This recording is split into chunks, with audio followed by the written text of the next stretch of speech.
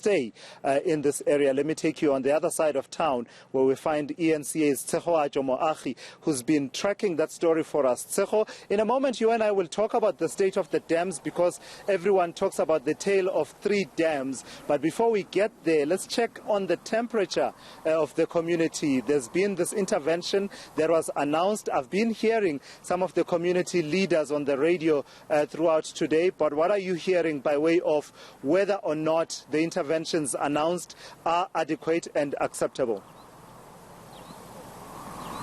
Good afternoon, Tula. So, I spoke to some of the community members and they just spoke extensively about how unhappy they are about what the minister had to say yesterday. They're also saying that the shutdown continues. They are threatening to actually shut down Qwa Qwa once again on Monday. This is obviously going to pending discussions that they'll be having on Sunday afternoon, and then we'll get feedback from them about what the way forward would be. So that is then the plan at the moment, and they are quite unhappy with what is currently taking place and what the minister had to say. They are saying that it is quite sad that it had to take the death of a young child who died at this very river that I'm at the moment, who died here trying to get water because there is no water in this municipality. And speaking of that, then, what are they saying about the status of the so-called shutdown? We know that they had said they were suspending it, but I've been hearing talk that suspend is quite different from call it off altogether. That is true. So they are saying that they are not going to call it off altogether. The plan is to shut down on Monday. However, this is pending conversations that they'll be having on Sunday. But with this particular shutdown, Tulas, they are saying that they do not want for there to be any form of looting. They've also accused the police of actually shooting at them during their shutdown this week. And they are saying that the police shot at them unnecessarily so. And so they are saying that the police must come in. And if anybody wants to loot shops, then the police must rather deal with those people. They will have their shutdown possibly on Monday. And if that then goes forward, it will be a peaceful shutdown. But Tulas, I am at the river where this young girl died on the weekend. And let's just let you see what you actually get to see at this particular river. So you can see the river clearly, and it's a flowing river, right? It comes right through this particular community and within this municipality. So we can understand how this young one actually was able to get into this river, and she was found right about there where what you are seeing at the moment. That's where she was found. She was trying to get a shoe, apparently, according to her mother.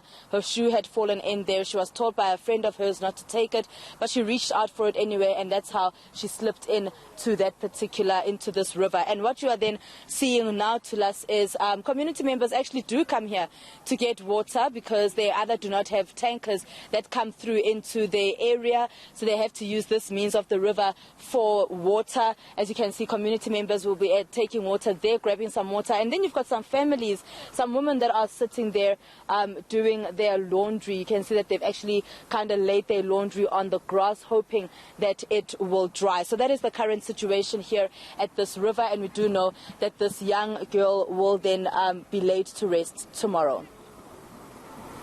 Right, Tseho, let's check in then. Let's talk about the situation. You did a whistle-stop tour of the various dams. There are 3 dams around this area that mind-bogglingly doesn't have water itself.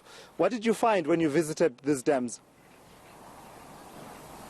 That is true, Tula. So we went to Maluti-a-Phofung Dam, which is one of the dams in this area, and then we went to a second dam, Fikapatso Dam. But let's talk first about Maluti-a-Phofung. It is full. It is completely full. The interesting thing, Tula, was as we went into there, we had to pay. They wanted us to pay for access into that area, but then we had a conversation with the security guard and they let us through. However, what you are seeing is then the water is then completely full at Maluti-a-Phofung Dam. And it looks absolutely gorgeous, actually. But obviously that water, to us, we understand that it only provides water to certain areas of the Free State, to certain places of the Free State. And then when we got to Fikapatso Dam, there Tulas, you see that there really has been a problem. The water level has dropped, and you can see that it has dropped quite significantly. And we understand as well that residents are supposed to be getting some water from that particular dam, but because of the very low water levels there's very little water that is coming from that particular dam.